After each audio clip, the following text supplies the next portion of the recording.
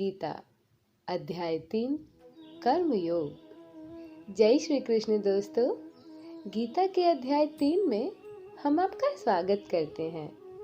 अध्याय 2 में श्री कृष्ण ने सांख्य योग को कहा, जिसे जानकर मनुष्य खुद को एक आत्मा के रूप में भी देखता है।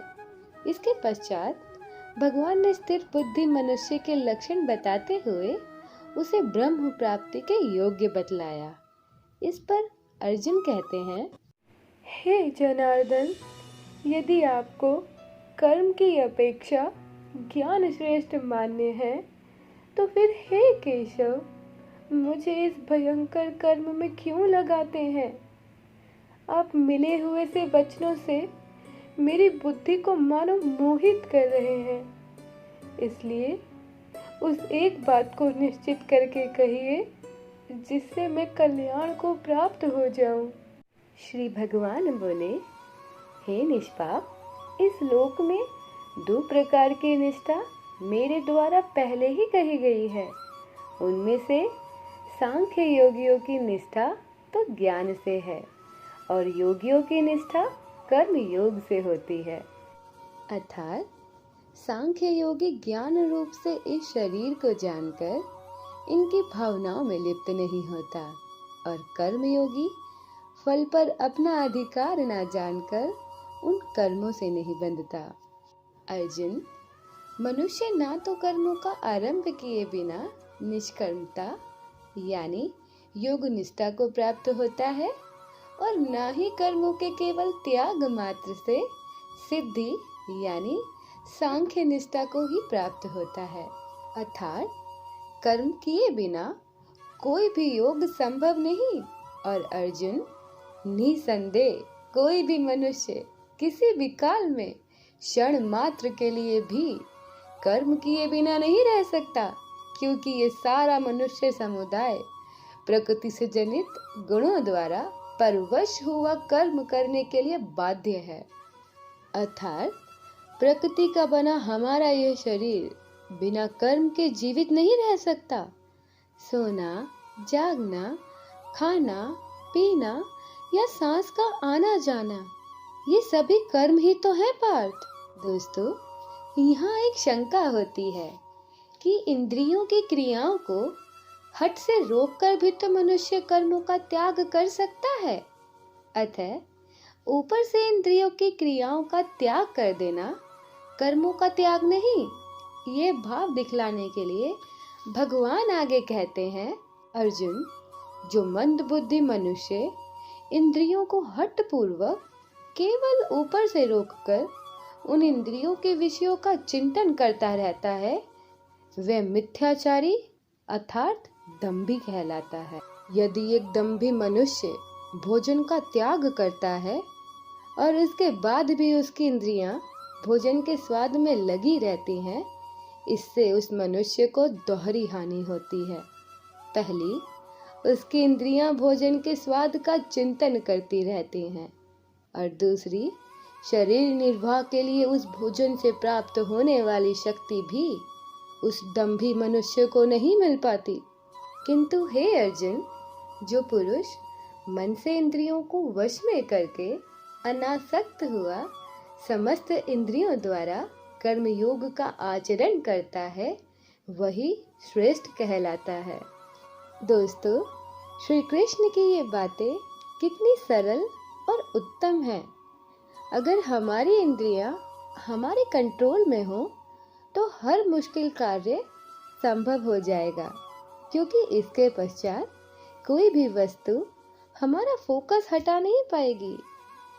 इसलिए अर्जुन, तू शास्त्र विहित कर्तव्य कर्म कर, क्योंकि कर्म ना करने की अपेक्षा कर्म करना श्रेष्ठ है तथा कर्म ना करने से तेरा शरीर निर्वाह भी सिद्ध नहीं होगा।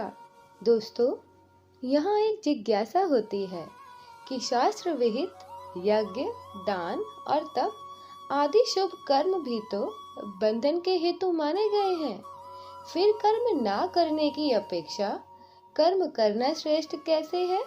इस पर भगवान आगे बताते हैं, यज्ञ के निमित्त किए जाने वाले कर्मों से अतिरिक्त दूसरे कर्मों में लगा हुआ ही यह मनुष्य समुदाय कर्मों से बंधता है।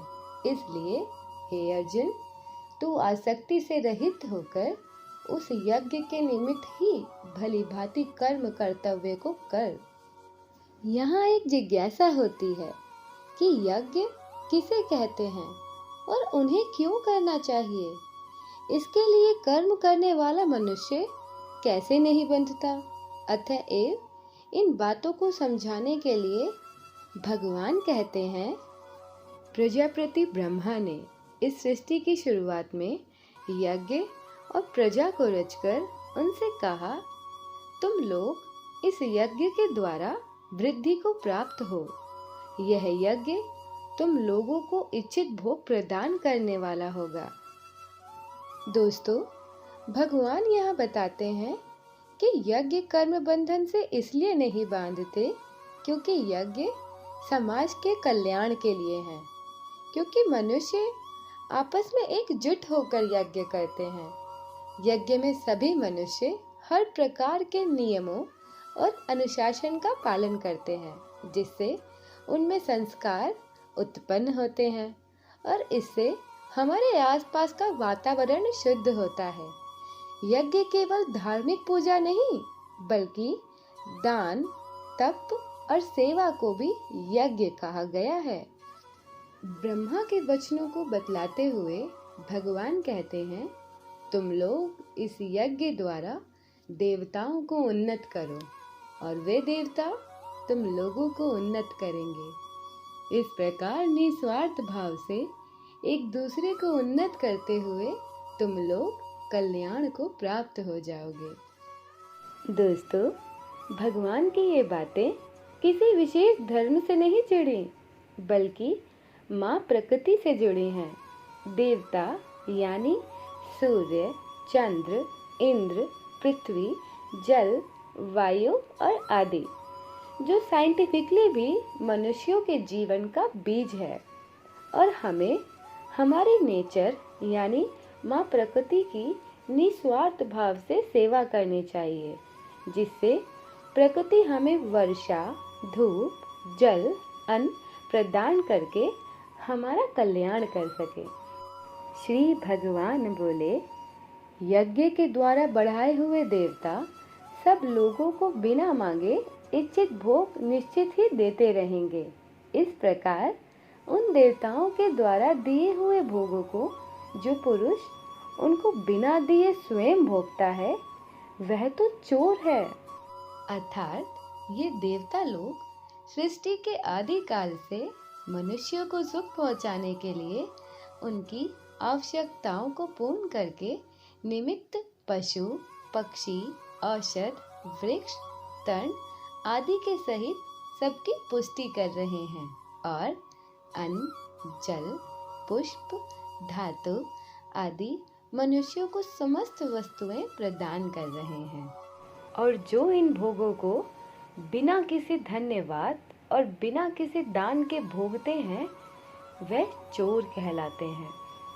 श्री भगवान बोले, यज्ञ से बचे हुए अन्न को खाने वाले श्रेष्ठ पुरुष सब पापों से मुक्त हो जाते हैं और जो पापी लोग अपना शरीर पोषण करने के लिए ही अन्न पकाते हैं, वे पापों को खाते हैं।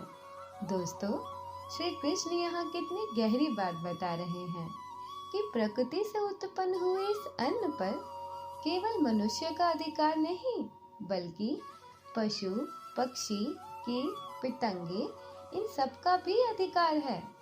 और जो ज्ञानी पुरुष इस बात को भली प्रकार जानते हैं, वह दान, धन्यवाद या सेवा भाव के बाद ही अन्न को ग्रहण करते हैं। और पापी पुरुष अन्न केवल अपने लिए ही पकाते हैं। भगवान बोले, हे अर्जुन, यह संपूर्ण प्राणी अन्न से उत्पन्न होते हैं। अन्न वर्षा से उत्पन्न होता है और वर्षा यज्ञ से, और यज्ञ कर्म से उत्पन्न होते हैं। और ये कर्म तू वेदों से उत्पन्न जान और वेदों को अविनाशी परमात्मा से उत्पन्न जान।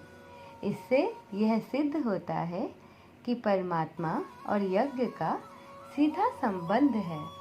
अर्जुन, जो पुरुष इस लोक में इस प्रकार परंपरा से प्रचलित सृष्टि चक्र के अनुकूल नहीं बरतता, अर्थात अपने कर्तव्यों का पालन नहीं करता, वह इंद्रियों के द्वारा भोगों में रमण करने वाला पापायु पुरुष व्यर्थ ही जीता है। दोस्तों, श्री कृष्ण यहाँ चेतावनी देते हुए बता रहे हैं कि मनुष्य जीवन केवल स्वयं के लिए नहीं, बल्कि उसे संसार के कल्याण के लिए भी कार्य करने चाहिए।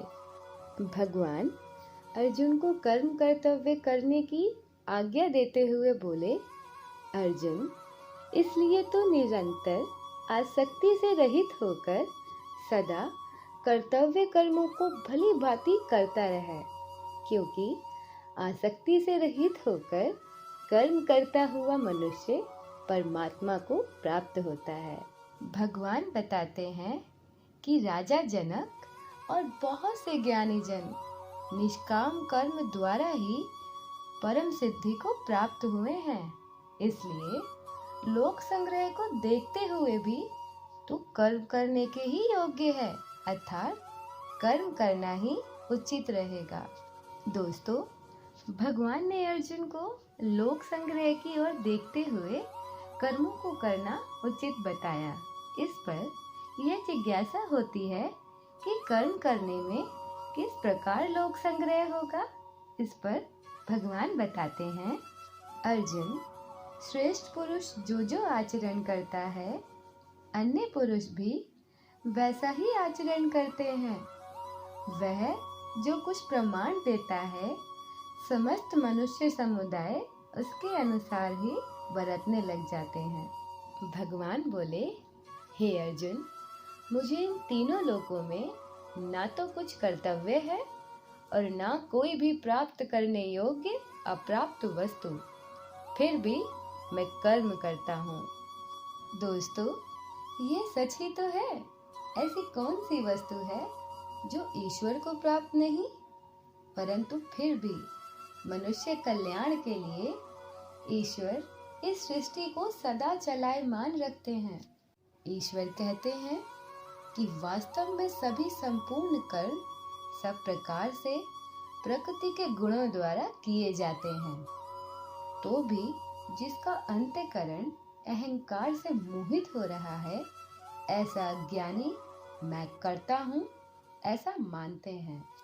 दोस्तों, यह बात समझना बेहद जरूरी है, क्योंकि एक अज्ञानी पुरुष पूरी तरह अपने इंद्रियों के कंट्रोल में होता है, क्योंकि वह इंद्रियों को कंट्रोल करने का प्रयास ही नहीं करता, जिस कारण स्वरूप वह ये मान लेता है कि वह करता है, जबकि करता तो उसकी ना असंयमित इंद्रियां हैं। श्री कृष्ण बोले, परंतु हे महाबाहो, गुणा विभाग और कर्म विभाग को तत्व से जानने वाला योगी संपूर्ण गुणों में ही बरत रहे हैं, ऐसा समझकर उनमें आसक्त नहीं होता। अर्थात ज्ञानी जन यह बात जानता है कि ये भोगने वाले गुण केवल इन इंद्रियों के कारण हैं, इसलिए वह कर्म करता हुआ भी आसक्ति को प्राप्त नहीं होता। योगेश्वर बोले, इंद्रिय और इंद्रियों के अर्थ में, अर्थात प्रत्येक इंद्रिय के विषय में राग और द्वेष छिपे हैं। मनुष्य को उन दोनों के वश में नहीं होना चाहिए, क्योंकि वे दोनों ही उसके कल्याण के मार्ग में विघ्न करने वाली महाशत्रु हैं। दोस्तों, हमारी इंद्रियां यानी हमारे सेंसेस हमारी ग्रोथ को रोकती हैं। कैसे? अगर हम बहुत खुश हैं तो हम वो फीलिंग और ज़्यादा चाहेंगे, और यदि हम दुखी हैं तो हम वो फीलिंग दोबारा कभी नहीं चाहेंगे। पर इससे तो हम केवल अपनी फीलिंग्स के लिए काम करेंगे, पर हमारे लक्ष्य का क्या? यदि सुख हो या दुख, हम केवल मछली की आंख के भांति केवल अपने लक्ष्य को देखते हैं, तो क्या हम उसे प्राप्त नहीं हो जाएंगे?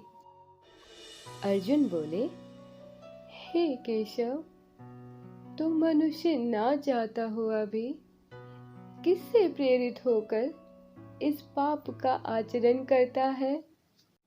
श्री भगवान बोले, रजोगुण से उत्पन्न हुआ यह काम ही क्रोध है।